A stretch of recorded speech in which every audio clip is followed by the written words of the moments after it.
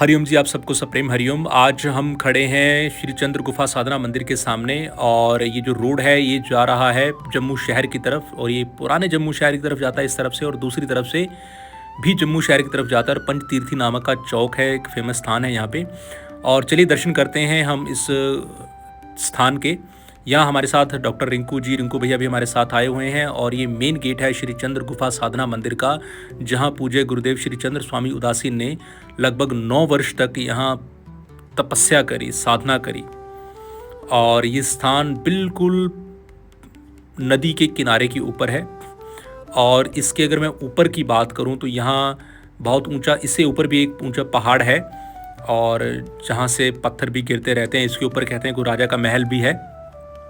तो चलिए हम आश्रम के अंदर चलते हैं और यहाँ काफ़ी नीचे उतरना पड़ता है गुफा तक जाने के लिए। तो ये जो रास्ता है अभी धीरे धीरे डेवलप हो गया है, अभी यहाँ पे गाड़ियाँ भी जा सकती हैं पर ढलान काफ़ी नीचे है इसका। तो यहाँ पे ये स्थान बहुत ही शांत वातावरण है, यहाँ पे बिल्कुल पिन ड्रॉप साइलेंस है।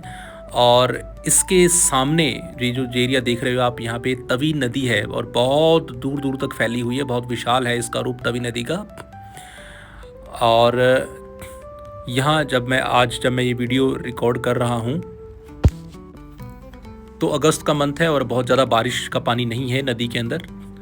तो अभी हम नीचे चलते हैं। यहाँ पे पूज्य गुरुदेव महाराज जी जब रहा करते थे तो ये स्थान बिल्कुल ही एक जंगल की तरह था, जो कि आज आपको थोड़ा यहाँ पे आश्रम का स्वरूप ये दिखाई दे रहा है। यहाँ तक नीचे तक गाड़ियाँ भी आ जाती हैं। यहाँ ऊपर से हम चले थे तो देख सकते हैं कि हम कितना नीचे अभी तक हम आ चुके हैं। तो ऊपर से देखने से आपको ढलान बहुत इतनी नहीं लगेगी, बट वो देखिए वो मेन गेट था और अब हम यहाँ पे खड़े हैं। यहाँ तक गाड़ी तक भी आप आ सकते हैं। और ये देखिए ये जो एरिया है वो पूरा तवी नदी का एरिया है। और पूज्य महाराज श्री की जब हम जीवनी पढ़ते हैं तो उसमें आता है कि वो उन दिनों कुछ सेवक पूज्य गुरुदेव महाराज जी को भोजन देने या दूध देने के लिए नीचे गुफा तक आ जाया करते थे। अब आप सोच के देखिए कि कितने दुर्गम स्थान पर उस टाइम पे और भी घना जंगल रहा होगा और किसी पगडंडी या किसी ऐसे रास्ते से वो लोग ऐसे महापुरुष की सेवा में आया करते थे। तो वो लोग भी बड़े पूजनीय हैं जिन्होंने उस काल में ऐसे महान संत की सेवा की हो।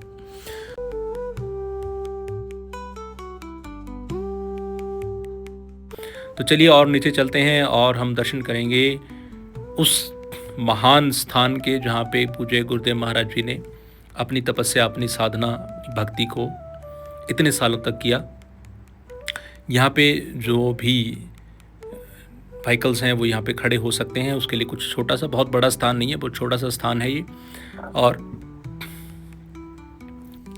पूज्य गुरुदेव महाराज जी की साधना के काफ़ी वर्ष बाद इस गुफा को आश्रम का स्वरूप दिया गया। सभी सेवकों ने मिलके इसको एक आश्रम का रूप बना दिया ताकि यहाँ पे साधक आ सकें, भजन ध्यान कर सकें। और अभी जो वर्तमान समय चल रहा है तो पूज्य गुरुदेव महाराज जी के जो परम शिष्य हैं पूज्य स्वामी प्रेम विवेकानंद जी, तो वो इस आश्रम की, इस गुफा की देखरेख करते हैं और वर्ष में जब भी उनको वक्त मिलता है तो यहाँ पे वो अवश्य आते हैं। और यहाँ पे अभी कुछ सेवक भी आए हुए हैं तो वहाँ आप देख पाएंगे कि पूज्य स्वामी परमानंद जी हैं, पूज्य स्वामी अमृतदास जी हैं जो उन सेवकों से मिल रहे हैं। और ये पूज्य गुरुदेव महाराज जी के जीवन की कुछ झलकियाँ यहाँ पे दिखाई दी हैं। और ये जो टॉप है गुफा का, इसके नीचे गुफा है और यहाँ पे आप देख पाएंगे कि ये महाराज जी के जीवन की, उनकी तपस्या काल की बहुत सारी तस्वीरें यहाँ पे लगाई गई हैं। और ये उनके कुछ चित्र हैं, कुछ उनके ओल्ड एज के, कुछ उनके यंग एज के। और इधर अगर आप चले जाएंगे तो एक तरफ पूरा उनकी जम्मू और कश्मीर के अंदर जो भी उनकी साधना रही है उनके सभी चित्र यहाँ पे लगाए गए हैं। और उनकी पूरी जो साधना काल है उसके आप दर्शन कर पाते हैं। तो अब हम नीचे चलते हैं गुफा की तरफ। तो ये सीढ़ियाँ हैं, यहाँ पे ये जो फ्लोर है, फर्स्ट फ्लोर है, यहाँ पे आप अपने जूते वगैरह उतार सकते हैं। ये भी भाई हमारे साथ यहाँ पे आए हुए हैं। ये कुछ आश्रम के नियम लिखे हुए हैं और इसका आपको यहाँ पालन करना होता है। आश्रम की जो दिनचर्या है ये पूज्य गुरुदेव महाराज जी के द्वारा बनाई गई थी। तो इसका भी हम पालन करते हैं जो भी सेवक यहाँ पे आते हैं। तो अब हम चलते हैं नीचे और गुफ़ा के दर्शन करते हैं। गुफ़ा बिल्कुल ग्राउंड फ्लोर के ऊपर है, नदी के साथ बिल्कुल सटी हुई है और इसका थोड़ा सा स्थान यहाँ पे आश्रम के रूप में बन गया है। अदरवाइज़ यहाँ तक भी नदी कहते हैं आया करती थी। तो अब हम नीचे चलते हैं और पूज्य गुरुदेव महाराज जी के उस स्थान का दर्शन करेंगे जहाँ उन्होंने इतने सालों तक तप किया।